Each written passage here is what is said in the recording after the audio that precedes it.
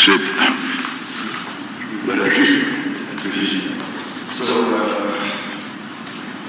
sekalian, kedatangan kehormatan saudara Bill Gates, ketua dari Gates Foundation, salah satu foundation yayasan filantropi yang terbesar sektor di dunia dengan dana 100 miliar dolar lebih dan dan mereka memberi bantuan Tiap tahun 9 miliar dolar. Dan beliau sampaikan dalam tahun yang depan hampir semua dana tersebut akan dibagikan. Jadi dia sudah beri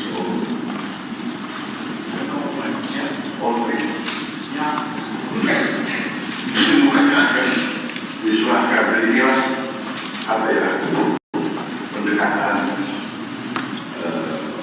tokoh-tokoh seperti Bill Gates, mungkin di Pancasila dan kita. Dan ini sesuatu yang menarik. Nah, tadi saya bicara dengan beliau telah Memberi hibah ke Indonesia senilai 159 juta dolar, di kesehatan 119 juta, pertanian 5 juta, teknologi 5 juta, bantuan sosial lainnya lintas sektor, programnya lebih dari 28 juta.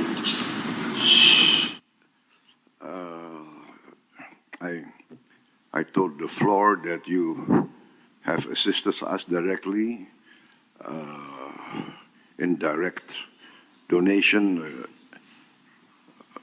more than 159 million US dollars since 2009, mostly into health, terutama hal-hal strategik seperti vaksin polio. Beliau bantuannya 1,3 triliun, dan sekarang kita Bio Farma salah satu produsen 2 miliar dosis vaksin tiap tahun, dan ini untuk dimanfaatkan 42 negara di seluruh dunia, dipakai oleh 902 juta orang.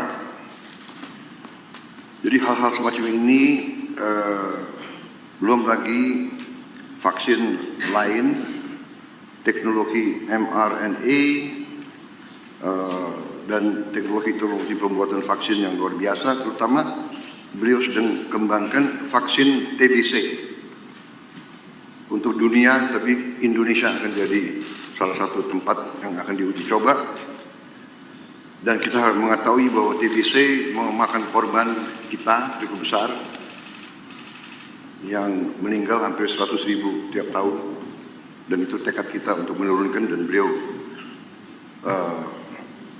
menunjukkan komitmen beliau untuk terus bantu kita di bidang itu. Juga untuk beliau sedang kembangkan vaksin malaria. So basically I informed them of all your commitments to help us control these very dangerous diseases that are endemic in our country, and the success of the polio vaccine. And we look forward to a breakthrough in the malaria and TBC, which I think will not be too far in the future.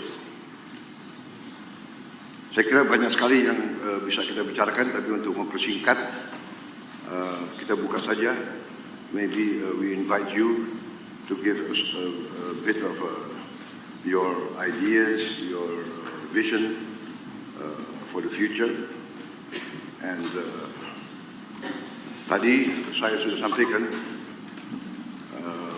keputusan saya sebagai Presiden Republik Indonesia, karena dukungan beliau, bantuan beliau untuk Indonesia, tapi tidak hanya untuk Indonesia, untuk kepentingan manusia.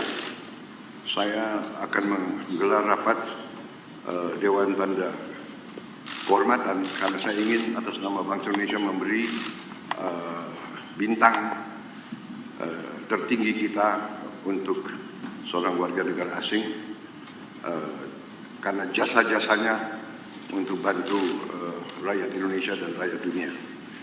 I just announced that I've decided to convene our council for the national awards and to award Mr. Bill Gates for his contribution to the Indonesian people and the world humanity as a mark of his commitment, dedication to humanitarian causes. And we agreed that I will try to do it in September in New York during the United Nations season. So I think this is a lot, not a lot, all of us will be in agreement that you really deserve this for your contribution to the cause of humanity. Thank you very much. I invite you now to...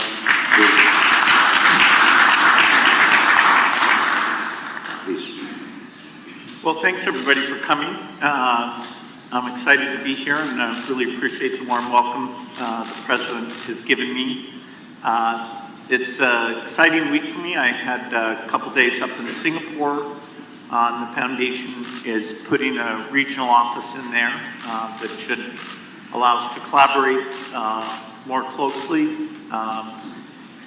The Gates Foundation got started in the year 2000, and so actually it'll be on Thursday after I leave here, I go to New York City, and we'll have a big event to celebrate the 25th anniversary of the foundation and talk about what we've achieved and what our focus will be as we spend the rest of our resources.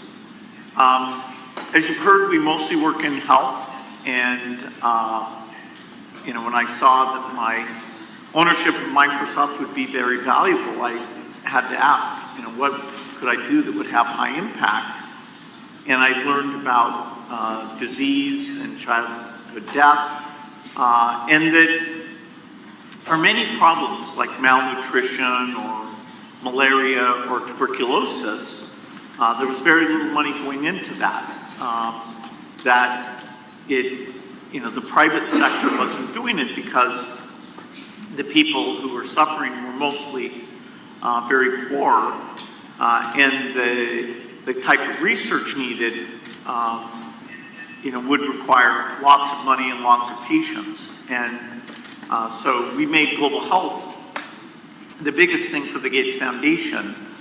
Part of that was creating an organization called Gavi, which was funded by us and governments, and has played a role in providing new vaccines to all the children in the world.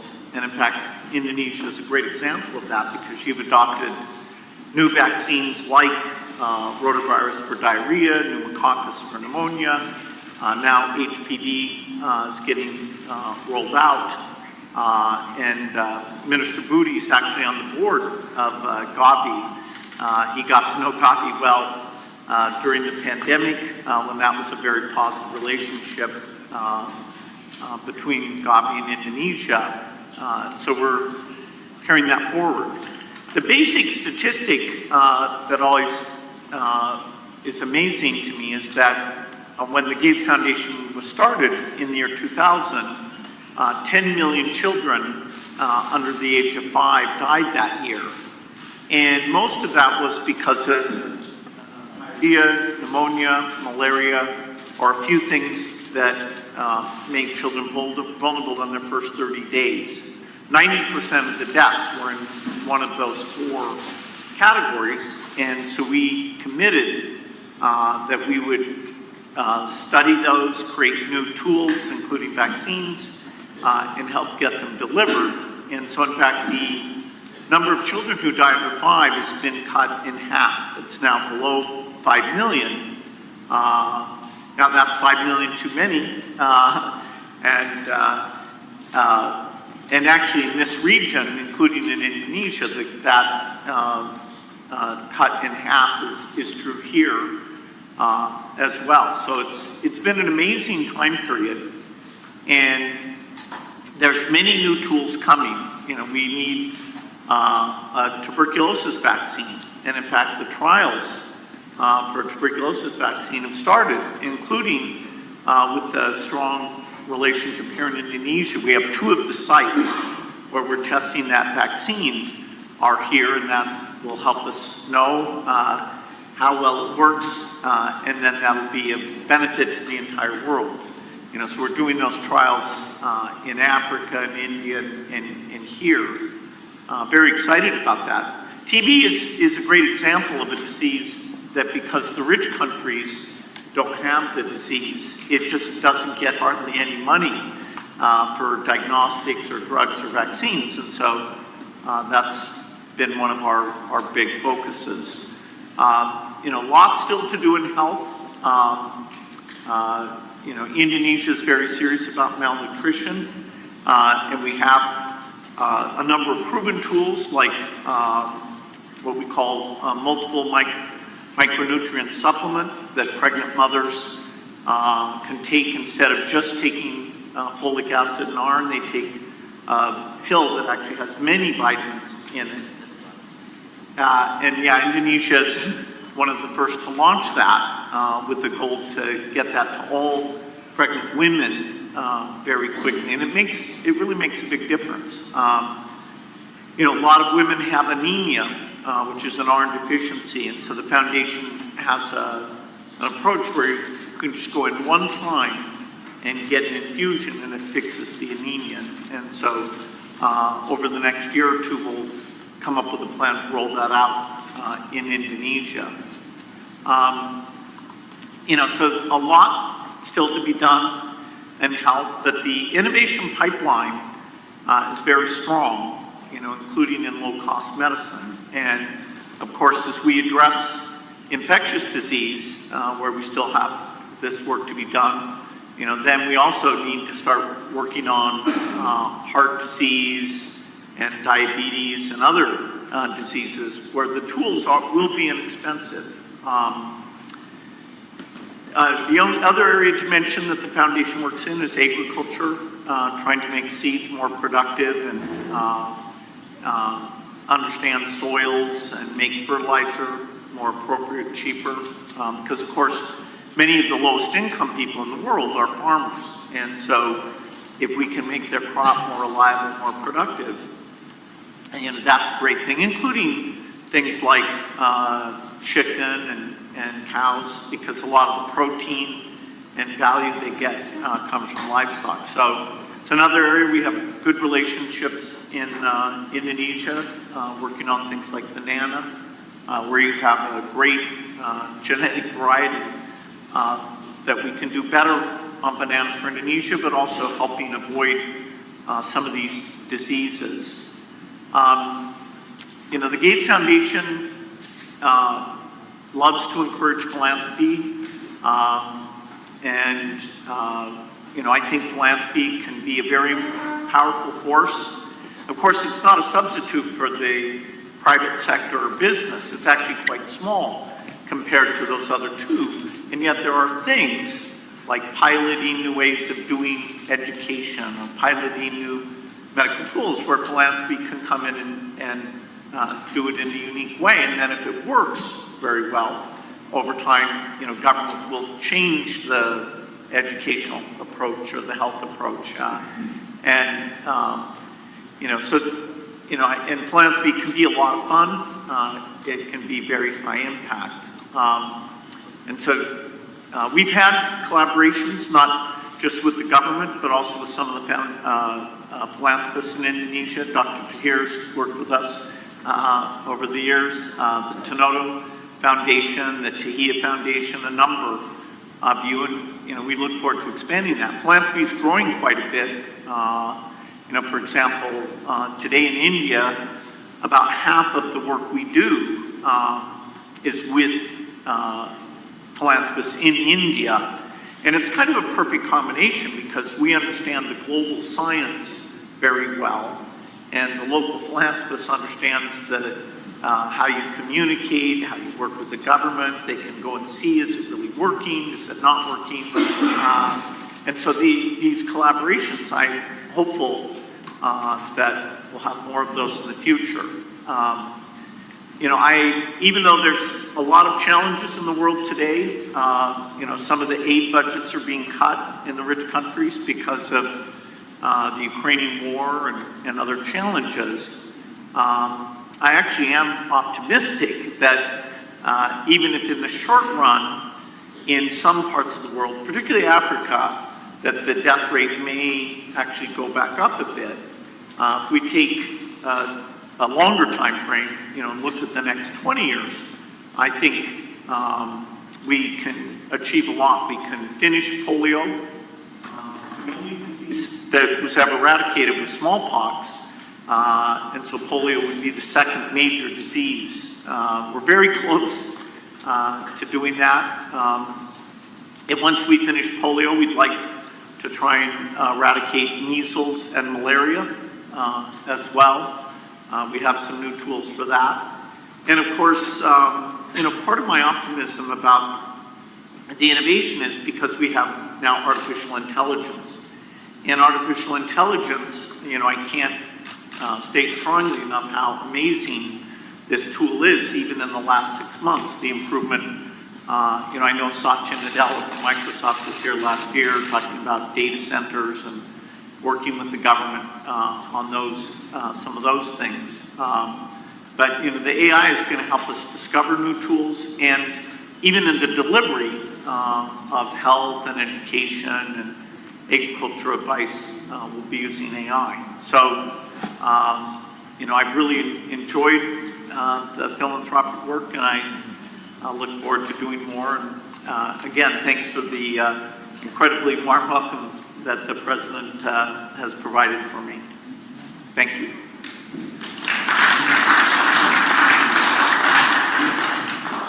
Mungkin ada yang mau menyampaikan pandangan atau pertanyaan, saya persilakan.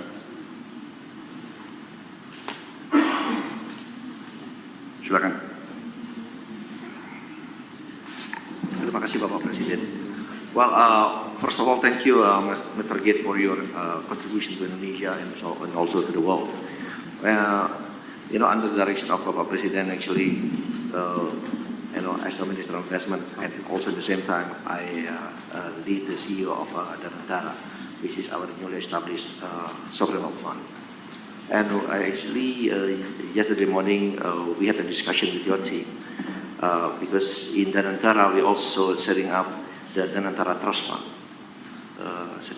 Trust Fund, and on the internal discussion, we are committed actually to put 1 to up to 2.5% of our dividend payout ratio. So if you look at the number, actually, every year in the Negara Trust Fund, we are going to put every year at least $100 million. $100 million. And for the next 5 years, even 5 to 6 years, if we look at the number, actually we will pledge to put up to $1 billion in the Negara Trust Fund. So there's a potential collaboration with Gates Foundation also, because we are looking also in the same line of industries such as education, health, sanitation, and poverty alleviation. So again, there's a potential collaboration, and we look forward get your feedback also on this. Thank you.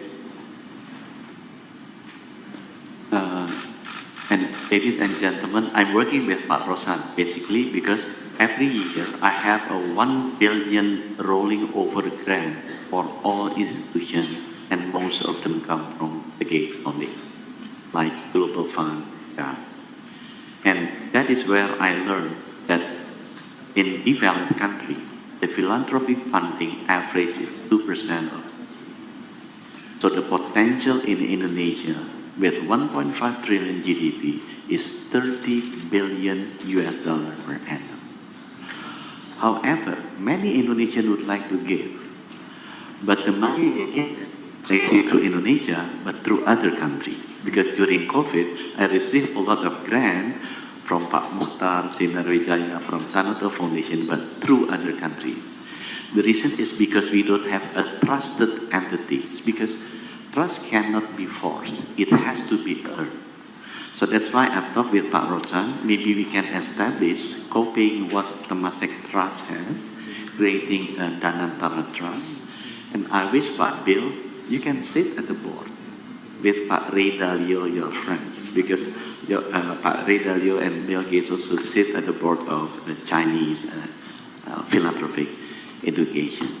Pak Rosan have the apple of money as a catalytic functions, and I believe all of our friends here can contribute also, and you can also help to contribute.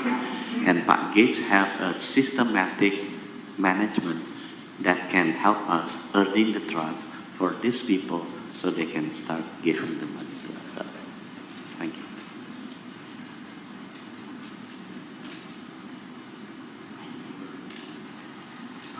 Mr. Gates, would it be possible to talk about non-health issues today? Certainly. Thank you. My understanding is that you're very interested and you've invested a lot of money in renewable energy. I've had several meetings with one of your partners, Edward Young, who is one of your partners, I believe still is one of your partners. So I'd like to know your thoughts about nuclear energy, SMRs. I understand you're in fact investing in Wyoming on nuclear energy, SMRs. You may know that our government is going to embark on a very ambitious nuclear power generation program. The second thing is on nature-based solutions. I'm very much into nature-based solutions and environmental issues. Reforestation, basically, is my passion, wildlife, and through wildlife, reforestation, and restore habitats for wildlife. So I'd like to know what you wanted to do and where you're going with your nuclear and your views on nature-based solutions. Thank you. Yeah, so, as I started doing the foundation work, it became clear to me that we need low-cost electricity to help countries develop. But I also started to be educated about climate change and, understanding that, we have to reduce emissions eventually to zero. And so I talked to my friends about, okay, can we make nuclear energy cheap? So I started a company in 2006 that's called TerraPower to make what's called the fourth generation reactor. Today's reactors are water cooled and they have a lot of pressure in the reactor. And so they're a bit complicated, so often the cost can be very high. And so I thought it's very hard to start a new design, but that would be a huge benefit. And so now it's taken longer than we expected. We started out as being a joint venture in China, and then the US government decided they didn't like us working in China. And so we had to change, and actually now, as you said, we're building our first reactor in the United States. There's a lot of countries that really need nuclear energy. And so we have to make it cheap, and we have to show that this new design is extremely safe. And, places like Japan, South Korea, France, the UK, they have in their plans a desire to use nuclear energy. But right now the plants are expensive. And so we are hoping, as we build 20 of these reactors, that the cost can be very low. Part of that will be through a very strong partnership we have with some companies in South Korea. Hyundai and SK are investors in this work. And so in 2030, that first reactor will turn on. And so during that decade, we would hope to build over 30 gigawatts of electricity. Karunia yang diberikan oleh Yang Maha Kuasa